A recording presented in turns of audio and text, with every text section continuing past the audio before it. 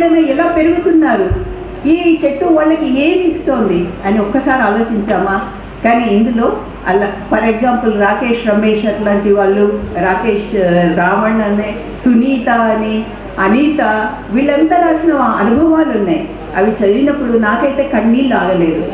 అసలు తిండి కూడా లేక వాళ్ళు ధూమ్ధాం సమయంలో ఊరూరు తిరుగుతూ తిండి కూడా ఏమీ లేక 2 రోజులు తిరిగారు. ఒక ఊరికి వెళ్ళారు, రాత్రి అయింది, అక్కడ ప్రదర్శన ఇచ్చారు.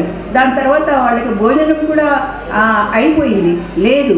ఆ రాత్రంతా మళ్ళీ ప్రయాణం చేసి ఇంకో ఊరికి వెళ్ళారు, అది అక్కడ ఆలస్యమైంది. అక్కడి నుంచి సాయంత్రం ఒక దగ్గర మాట ఇచ్చారని అక్కడికి పరిగెత్తారు. చివరికి అక్కడ దారి తప్పారు అడవిలో. వాళ్ళకి 2 రోజుల నుంచి తిండి నిద్ర లేదు. చివరికి వాళ్ళు ఏం చేయాలో తెలియక పిల్లలకి ఏం పెట్టాలి, వాళ్ళ ఆకలితో కింద పడుతున్నారన్నట్లు చూసి విమలక బోర్న ఏడ్చేసిందట. ఈ విషయాలని ఒక అమ్మాయి రాసింది.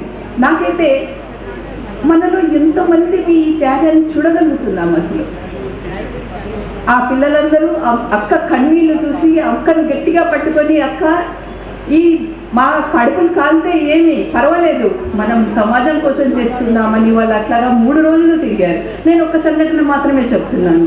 ఇలాంటి అనుభవాలు ఇందులో ఉన్నాయి. మీరు అవన్నీ చూసి